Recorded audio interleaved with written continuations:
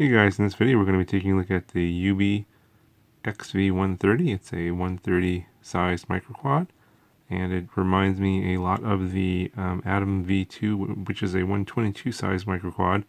So it's this is a little bit bigger, but it has that sort of similar style with that canopy on top. And so let's get this out of the box and take a look what we got. Okay, so right on top here we get two sets of white 4-bladed propellers. And these are 3x3x4, definitely bullnose.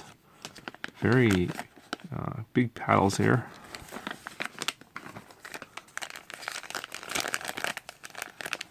You got a bag of some Velcro straps and looks like some micro connectors, probably for your receivers.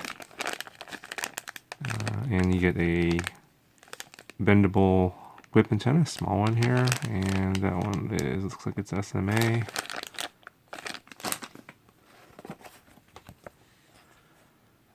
Get a little instruction manual. So here are some of the specs for the Youbi. It's a 130 size with it's about 115 grams, 1306 motors, or 3600 kV, and 20 amp BLE SDSDs with an F3 flight controller, and a 600 TVL line FPV camera. And it looks like we got a power switchable video transmitter, 25, 200, and 400 milliwatts. So the manual has some pretty good diagrams. The English isn't that great, but it looks like it's got some pretty good details there. I'll probably be able to figure out what's going on. Okay, so here's the quad itself. It's already pre-built. It's not a kit where you have to build it. There we go. Let's get this out. And this again looks like one of these Apple boxes that everyone over in China is shipping out. Okay, so this comes with a white canopy, but they do send along two other canopies. You get a black one and a gray one in case you want to change the color of the canopy. Take a closer look at the built quad here. As you can see, the ESCs are inside that stack, and we'll take a look at that. We'll take this apart and take a look at that in a little more detail.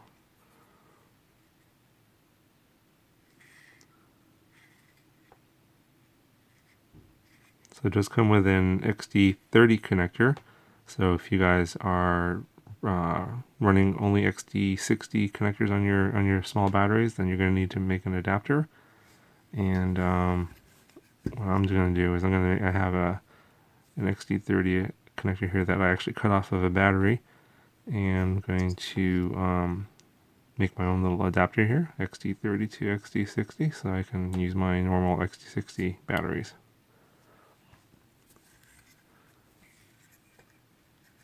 So here are the motors. They just look like some generic motors, 1306, 3600 kV. And haven't seen anything like this before, so I'll have to see how they perform.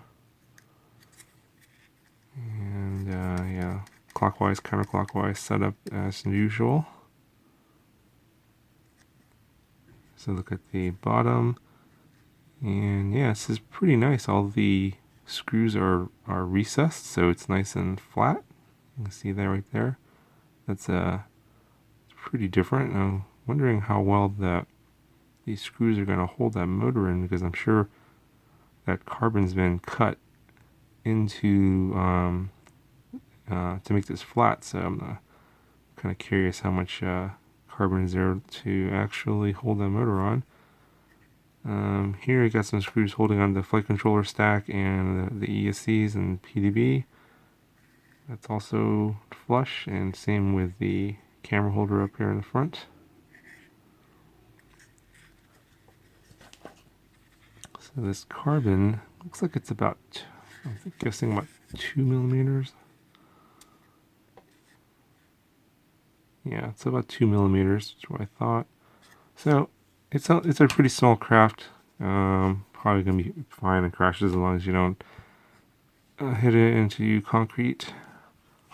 See how much this weighs. This is only a 100-gram scale, so I bet you it's going to be more. So let's see. 105 grams. Okay. So let's take a look at what's inside. I'll get the canopy off. Get a couple of screws here.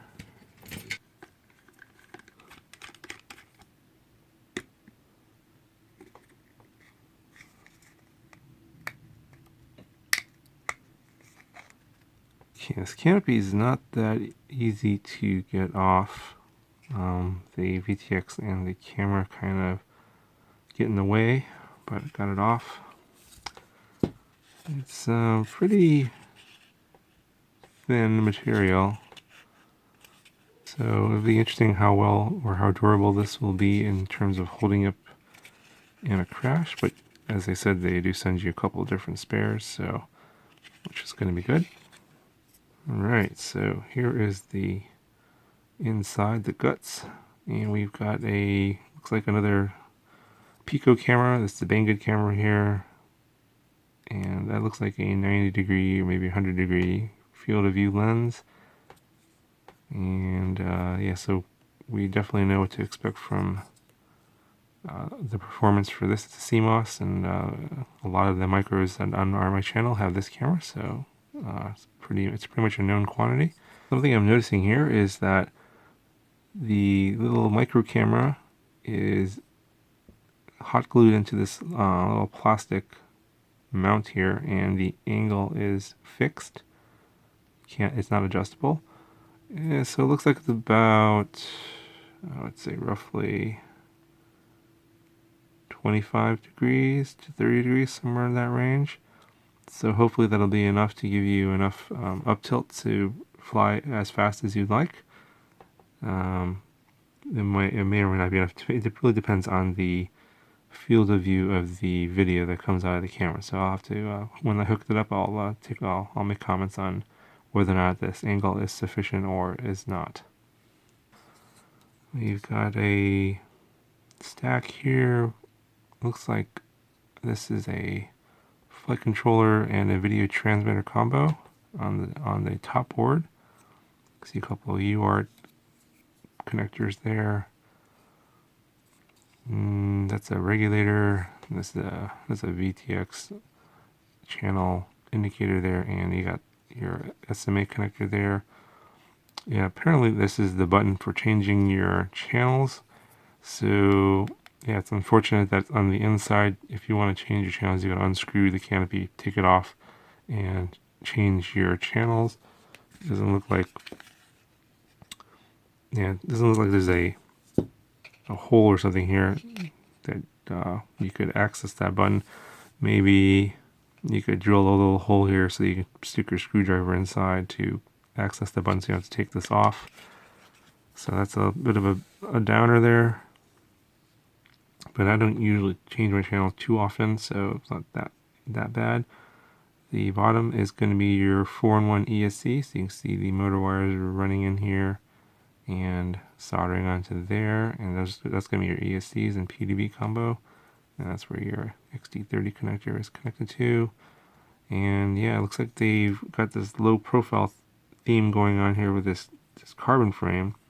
You've got the motor wires running on this channel on the arm, which is it's gonna reduce the strength of these arms with these channels in here, which are not really necessary. I don't know why they did that. So we'll have to see how durable this is in a crash, because that definitely weakens the arm. Let's see how much it goes in. It's definitely the thickness of this wire. So you can see here, if I lift this away, that's how much of that carbon that they've drilled away. And the wires are just flopping around anyway, so I'm going to have to probably put some tape on here. So let's zoom in here to take a closer look at the board. Flip this around. So we've got, let's see if I can get this to show up in the light. There we go. Okay, so we got a F3 flight controller there. So we got an F3 flight controller here, and we got the 6050 gyro, and we have a 2104 USB TTL adapter there. That's for your connection to your computer. And that's all that's interesting on the top. So let's go ahead and open it up and see what's see how these things two are connected.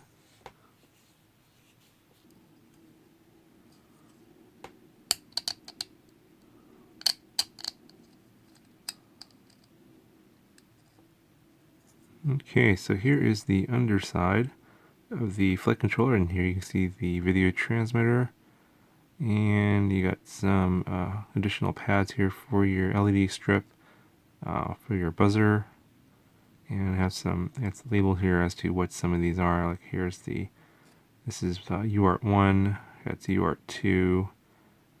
Obviously here's the connections to the camera, and got connections over here. I'll go to your ESC. So you can see here that the one here on the right goes to the little micro camera, and it's labeled there at the bottom, says CAM. And then over here are your, on the top one here, the black, red, and the 4 yellow go to your ESC, the 4-in-1 ESC here. So obviously it's getting, it's the PDB ESC combo, so it's getting power to the flight controller, and also signal wires for the ESCs that go into the corresponding connector down there. And you can kind of tell that the soldering job on these motor wires aren't the greatest. They look okay. I think they'll be fine. Let's see here. Yeah. Not the greatest, but they should be alright. And then you got, these are obviously the 20 amp ESCs. I don't know what kind of ESCs there are, or what brand. They're just, all I know is that they're marketed as BLS. I'll have to connect them up and see if these are the 24 megahertz or the 48 megahertz. I have no idea right now. I won't know until I connect it to BLHeli Suite. Yeah, it's pretty compact. I like the fact, I like how they're integrating everything. You're getting giving you the ability to make smaller and smaller micro quads. It's great. Yeah, so for those of you out there that are complaining that they cloned the Atom V2, this is obviously nothing like the Atom V2. That power stack, I think, which was made by Team Blacksheep, TBS, looks completely different from this. It doesn't look anything like this at all. This is a more, I think, the route that I think things are going is you're going to have a 4-in-1 ESC at the bottom and a combo flight controller video transmitter at the top. I believe that the TBS also includes a receiver. This does not, so we will have to I'll probably use one of my smaller FlySky receivers in here, and I think it just connects to, I think it's this connector over here with the supplied cables. They came in this little bag. I think it's one of these here, and it goes to your receiver here, and I think it'll just sit here on top, in between the top of the canopy and the flight controller. So I'm gonna try and figure that out here, and I'll be right back. Okay, so before I install my receiver, I want to set my video transmitter, set the band channel, and also the power. So let me go ahead and plug this in. I just created this little XT30 to XT60 adapter. Go ahead and plug this in. And you can see that we are on B1. And so I usually use band F, which is the Fat Shark band, I think, which is going to be D in this case here. So the way you use the button here is to change your band, you long press this button for 2 seconds, and then it'll start flashing the numbers, and then, or actually not the numbers, it'll actually start flashing the letters for each band, and then when it gets to the band you want, you press the button again to select that band. So I hold the button down for 2 seconds. So now it's going through the different bands, D, E, A, B, C, D. That's the one I want. So now I'm on D1, and I have this little monitor here. Okay, so right now there's no signal there, and I'm going to go to 7. I think that's what that's tuned into. So you just press the button quickly to go through the different channels. So now we're on D7, and still no signal. Okay, now I'm going to change the power setting here, and you hold the button for 6 seconds to change the power setting, and then I'll cycle through the numbers 1, 2, and 3. Okay, now it's on. Okay, so I think pressing the button like that turns it on off. Let me see if it turns it off if I hold the button down again. Okay, so I turned that off, and now it's saying, okay, so now it's saying I can select the power. So there's different power ratings, 1, 2, and 3. 1 is for 25 milliwatts, 2 is for 200 milliwatts, and 3 is for 400 milliwatts. So I'm going to put it on 200. So leave it on 2, then you hold the button again for 2 seconds. And then that sets it. And then you see that little blinking light right there in the corner. I think that indicates that it's actually on and transmitting. Let's see how to turn it off. I think you hold it again for 6 seconds. Interesting. So if you hold the button for 2 seconds, it goes into this channel, or actually the band selection mode, and it actually powers down, which is interesting. So let's go back to C, D. So now we're on D8, and then let's go back to 7, and still powered off. So let's hold the button again for a few seconds here.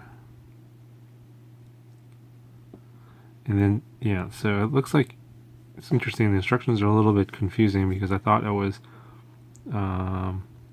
you hold the thing for 6 seconds to go into the power changing mode, but that doesn't.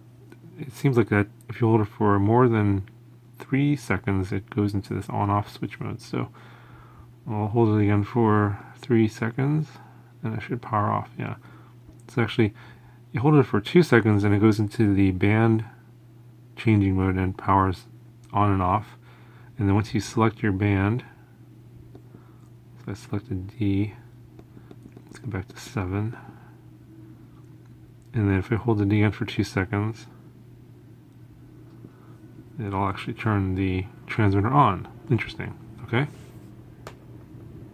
So let's see if it retains these settings if I power off the copter here.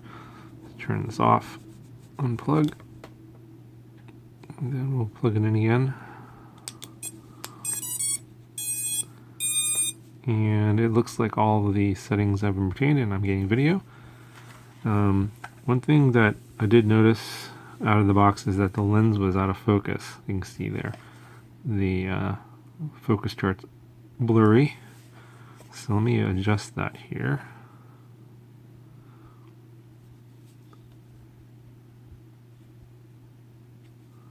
That's worse. Okay, that's better. That's worse. So it looks like the best focus is about right there. So it is, the lens is loose. You are able to rotate it. So I would suggest finding the best focus and then maybe putting a little bit of hot glue there to keep it in place so it doesn't get out of focus on you. Okay, so let's go ahead and plug this into the computer. I think this comes with Betaflight pre-flash, so I get an idea what kind of config it's got on here. And yes, it comes pre-flashed with Betaflight 3.0.1, and it looks like it's using the SP Racing F3 target. So it's going to be pretty common, relatively available. Let's see what kind of a setup we have here. So they don't have any pre-configured setup for the serial receiver if you're going to use a serial receiver, because you could also use a PPM receiver as well. I think it's pre-configured for PPM, and it is. So if you want to set up serial, I think I'll set it up on UART3, and then you have to do a save and reboot, and then I'm going to switch this to RX serial, and I think I'm going to go with one of the FreeSky receivers because it's a pretty tight space in there. So I'll go ahead and I'll pick S-Bus. And let's see what else we got here. Probably looks like this is a default config for the min throttle. Probably do an ESC calibration just to make sure that I've got a good calibration. I could definitely increase the gyro and PID loop. It's pretty low. This is an F3 board. I'm going to disable the accelerometer. It's just the way I like it. You guys could leave that on. I think I'm going to go 8 and 4. Let's see what the CPU load is like on that reboot here. That looks like it's pretty slow. Yeah, CPU loads at 100%, so 8 and 4 is not going to work, so let's try 4 and 4 instead. And reboot. Okay, so that's a little more reasonable. It's like 26%. That's definitely fine. We'll leave that. There's no data chip on this board, so we don't need a black box enable, so I'm going to disable that. I'm going to turn air mode on. And I think that's good for this screen. Come back and I'll change some values here after I do an ESC calibration. Failsafe, I usually change this to 5, and we'll test the failsafe later. PID tuning, these don't look like the defaults for Betaflight. I think the default's like 43 and something a little bit higher here for pitch. These look low. Yeah, these definitely don't look right. So they might have put in some values in here, but 30 and 30 just looks awfully low for something this small. And so I'm going to put in my rates that I like in here, and I'm gonna bump these up because I just know that 30 is going to be too low. So I'm going to try let's try 50 and 60, and on the yaw I'll try 65. The I definitely has to go up. 35 is definitely going to be too low. I'm going to go 45, 45, 45 all around and see how that goes, and I can adjust those later. And okay, I'll leave everything else here alone.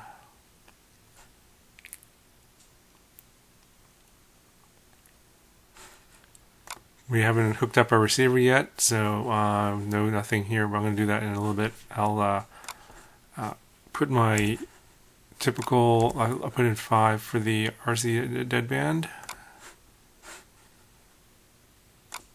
And then I usually do arming on a switch, and it's usually aux 1, so I'll set up my transmitter for that.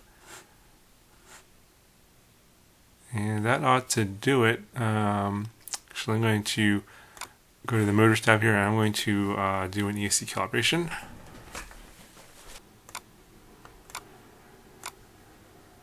Okay, plug in our battery.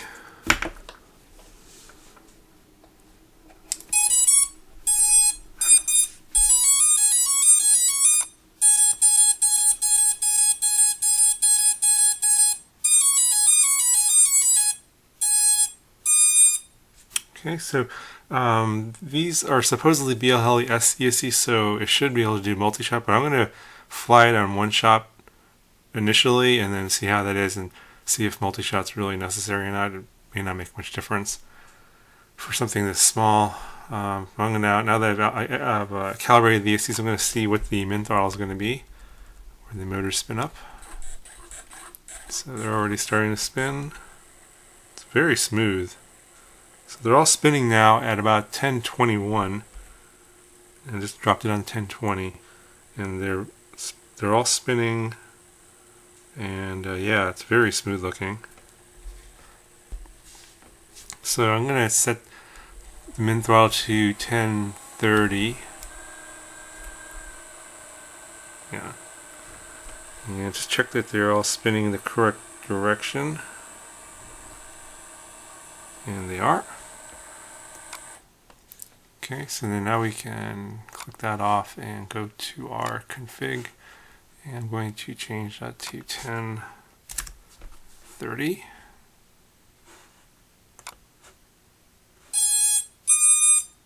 Okay, and let's check what these ESCs look like in BLHeli Suite. Okay, let's take a look at these ESCs. This is the BLHeli Suite for Chrome. And we have 16.4 on there. So it's got the latest. It's definitely multi-shot capable, but we'll just go with one shot for now, and then we'll see if we need to do any improvements. And everything else here looks pretty normal, so I'm going to leave everything as is, and I don't see any need to flash this at this point.